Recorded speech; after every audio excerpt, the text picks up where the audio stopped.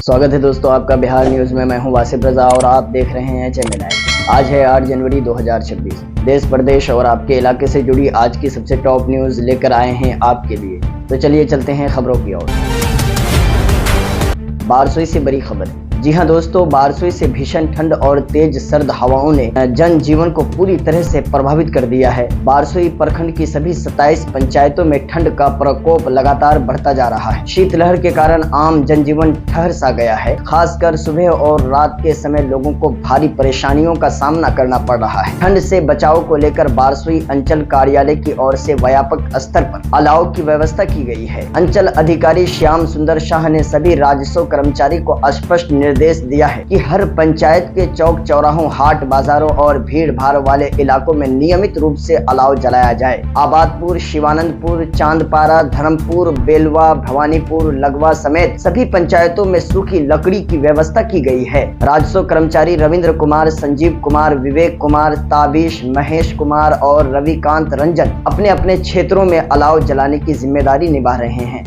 अंचल पदाधिकारी श्याम सुंदर शाह ने बताया कि ठंड को देखते हुए किसी भी पंचायत में लापरवाही नहीं बरती जाएगी। वहीं स्थानीय विधायक संगीता देवी ने कहा कि अंचल प्रशासन की ओर से अलाव के लिए लकड़ी उपलब्ध कराई गई है ताकि गरीब और जरूरतमंद लोगों को ठंड से राहत मिल सके। प्रशासन की इस पहल से लोगों को कुछ हद तक राहत जरूर मिली है, लेकिन ठंड अभी भी लोगों की परीक्षा ले रही है।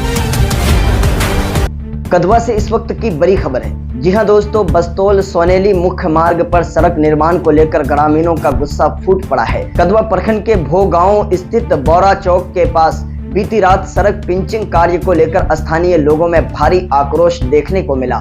ग्रामीणों का आरोप है कि कंपनियों द्वारा रात के अंधेरे में मशीनी उपकरणों से सड़क पर 1 इंच से भी कम मोटाई की पिंचिंग की जा रही है। ग्रामीणों का कहना है कि रात में काम किए जाने से निर्माण कार्य की गुणवत्ता पर गंभीर सवाल खड़े हो रहे हैं। लोगों को आशंका है कि सड़क निर्माण एस्टीमेट के अनुसार नहीं हो रहा है और मानकों की खुलेआम अनदेखी की जा रही है। रात में काम इसलिए किया जा रहा है ताकि घटिया पिचिंग को कोई देख न सके। इसी वजह से क्षेत्र में भय और नाराजगी का माहौल बना हुआ है। ग्रामीणों ने जिला प्रशासन से पूरे मामले की निष्पक्ष जांच कराने की और दोषियों पर कार्रवाई की मांग की है। वहीं मौके पर मौजूद कंपनी के मुंशी ने सभी आरोपों को सिरे से खारिज किया है। उनका कहना है कि सड़क पिचिंग का कार्य पूरी तरह मानक और एस्टीमेट के अनुसार किया जा रहा है। हालांकि सच्चाई क्या है ये जांच के बाद ही स्पष्ट हो पाएगा। अब देखना होगा कि प्रशासन इस मामले को कितनी गंभीरता से लेता है। बढ़ती ठंड से किसानों की बढ़ी चिंता, फसलों पर पाले और लाही कीट का खतरा। जी हां दोस्तों, लगातार गिरते तापमान ने किसानों की चिंता बढ़ा दी है। दलहन, तिलहन और सब्जी फसलों पर पाले का खतरा मंडराने लगा है। कृषि समन्वयक रोशन कुमार के अनुसार चना, मसूर, अरहर और सरसों जैसी फसलें अत्यधिक ठंड के कारण प्रभावित हो सकती है। सरसों की फसल में लाही कीट का प्रकोप बढ़ने से उत्पादन और तेल की मात्रा पर सीधा असर पड़ता है। नीतीश सरकार का बड़ा फैसला, इंजीनियरिंग छात्रों को बिहार में ही इंटर्नशिप का मौका। जी हां दोस्तों, नीतीश सरकार युवाओं के भविष्य को मजबूत करने की दिशा में लगातार कदम उठा रही है। अब बिहार के इंजीनियरिंग कॉलेजों में पढ़ने वाले छात्र छात्राओं को प्रदेश में ही इंटर्नशिप का सुनहरा अवसर मिलेंगे। इस फैसले से छात्रों को व्यावहारिक अनुभव मिलेगा और रोजगार के नए रास्ते खुलेंगे। होली से पहले नीतीश सरकार का तोहफा, बीएसआरटीसी चलाएगा 149 नई डिलक्स बसें। जी हां दोस्तों, नीतीश सरकार के प्रयास से होली से पहले बिहार राज्य सड़क परिवहन निगम यानी बीएसआरटीसी 149 नई डिलक्स बसों का परिचालन शुरू करेगा। इसमें 75 एसी और 74 नॉन एसी बसें शामिल है। ये बसें दिल्ली, यूपी, पंजाब, हरियाणा, पश्चिम बंगाल सहित 9 राज्यों तक यात्रियों को सुरक्षित और आरामदायक यात्रा की सुविधा देगी। इस पहल से होली के त्योहारों पर यात्रियों को बड़ी राहत मिलने वाली है। नीतीश सरकार का बड़ा फैसला, बुनकरों को 15,000 की आर्थिक सहायता। जी हां दोस्तों, नीतीश सरकार बुनकरों को सशक्त और आत्मनिर्भर बनाने की दिशा में बड़ा कदम उठा रही है। सरकार अब बुनकरों को काम शुरू करने के लिए 15,000 रुपए की आर्थिक सहायता दे रही है। इस योजना का उद्देश्य बुनकरों को अपनी आजीविका मजबूत करने का अवसर देना है ताकि वे बिना किसी आर्थिक दबाव के अपना काम आगे बढ़ा सके। सरकार का मानना है कि बुनकरों का श्रम ही उनकी पहचान है और ये सहायता उनके सम्मान और स्वाभिमान को नई मजबूती देगा। इस पहल से हजारों बुनकर परिवारों को सीधा लाभ मिलेगा और पारंपरिक बुनकरी कला को नया जीवन मिलेगा। 7 निश्चय 3 के तहत बिहार को मिली मजबूत स्वास्थ्य व्यवस्था, हर जिले में सुपर स्पेशलिटी हॉस्पिटल। जी हां दोस्तों, बिहार में सुलभ स्वास्थ्य और सुरक्षित जीवन की दिशा में एक बड़ा कदम है। माननीय मुख्यमंत्री श्री नीतीश कुमार जी के नेतृत्व में 7 निश्चय 3 के तहत राज्य के स्वास्थ्य व्यवस्था को नया आयाम दिया जा रहा है। अब प्रखंड स्तर पर बनेंगे स्पेशलिटी हॉस्पिटल और जिला स्तर पर होंगे सुपर स्पेशलिटी हॉस्पिटल। इससे हर नागरिक को समय पर बेहतर और आधुनिक चिकित्सा सुविधाएं उपलब्ध होंगी। मजबूत स्वास्थ्य व्यवस्था का मतलब एक सुरक्षित और स्वस्थ बिहार। सोमवार शुक्रवार अब जनता से मिलेंगे अधिकारी।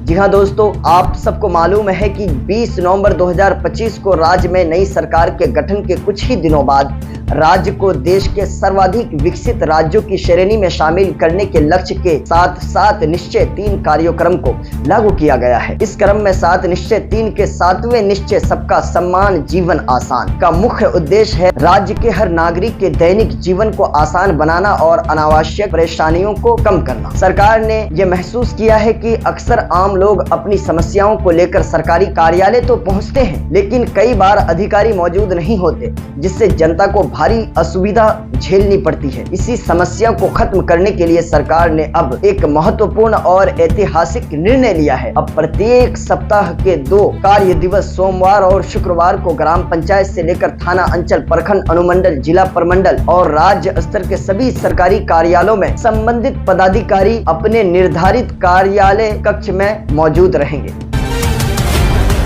AIMIM बोली सुरक्षा के नाम पर भेदभाव अस्वीकार्य। बिहार के कुछ जिलों में ज्वेलरी दुकानों पर हिजाब और नकाब पहनकर आने वाली महिलाओं के प्रवेश पर लगाए गए प्रतिबंध को लेकर सियासत तेज हो गई है। जी हां दोस्तों, इस मुद्दे पर AIMIM ने कड़ा ऐतराज जताया है। कटिहार में आयोजित एक प्रेस वार्ता के दौरान पार्टी के राष्ट्रीय प्रवक्ता आदिल हसन ने इस फैसले को संविधान विरोधी और लोकतांत्रिक मूल्यों पर सीधा हमला बताया है। आदिल हसन ने कहा कि भारत का संविधान प्रत्येक नागरिक को अपनी धार्मिक आस्था के अनुसार जीवन जीने का पूर्ण स्वतंत्रता देता है। उन्होंने साफ तौर पर कहा है कि हिजाब और नकाब पहनना भी इसी मौलिक अधिकार का हिस्सा है और सुरक्षा के नाम पर किसी खास धार्मिक पहचान को निशाना बनाना पूरी तरह से गलत और निंदनीय है। AIMIM प्रवक्ता ने आरोप लगाया कि कुछ ज्वेलरी दुकानदार भाजपा RSS से जुड़ी विचारधारा के प्रभाव में इस तरह के फैसले ले रहे हैं। उनका कहना है कि इसका उद्देश्य समाज में धार्मिक आधार पर भेदभाव और विभाजन पैदा कर सकता है। आदिल हसन ने यह भी कहा कि देश में पहले ही अल्पसंख्यकों को निशाना बनाया जा रहा है और अब निजी दुकानों के जरिए धार्मिक आजादी पर हमला किया जा रहा है। उन्होंने स्पष्ट शब्दों में कहा कि सुरक्षा व्यवस्था की आड़ में किसी समुदाय या धार्मिक प्रतीक पर प्रतिबंध लगाना संवैधानिक रूप से अस्वीकार्य है। AIMIM नेता ने ज्वेलरी दुकानदारों से इस फैसले को तत्काल वापस लेने की अपील की है और सामाजिक सौहार्द बनाए रखने की बात कही है। साथ ही आदिल हसन ने चेतावनी दी कि यदि इस तरह की कार्रवाई जारी रही तो AIMIM लोकतांत्रिक और कानूनी तरीके से विरोध करेगी। उन्होंने कहा कि यह मुद्दा सिर्फ हिजाब और नकाब का नहीं बल्कि संविधान, धार्मिक आजादी और लोकतंत्र की रक्षा से जुड़ा हुआ है।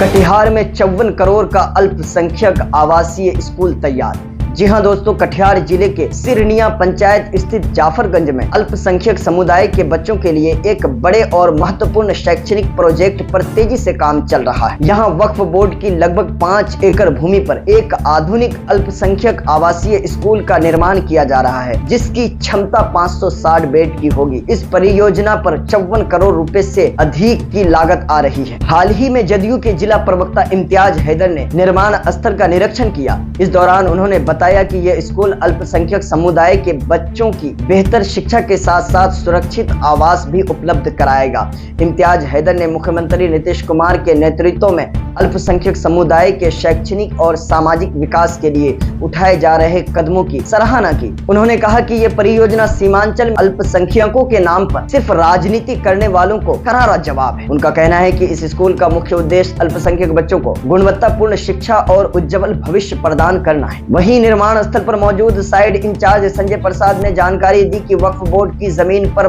मॉडर्न सुविधाओं से युक्त अल्पसंख्यक आवासीय छात्रावास बनाया जा रहा है। उन्होंने बताया कि सरकार ने इस परियोजना को दिसंबर तक पूरा करने का लक्ष्य रखा है, लेकिन निर्माण एजेंसी जुलाई से अगस्त के बीच ही काम पूरा कर इसे सौंपने का प्रयास कर रही है। स्थानीय लोगों का कहना है कि इस आवासीय स्कूल के निर्माण से इलाके में सिर्फ शिक्षा ही नहीं बल्कि संचार, रोजगार और बुनियादी ढांचे के विकास को भी बढ़ावा मिलेगा। इससे जाफरगंज और आसपास के इलाकों में सकारात्मक बदलाव आने की पूरी उम्मीद है। ऐसी ही जमीनी और विकास से जुड़ी खबरों के लिए चैनल को सब्सक्राइब करें।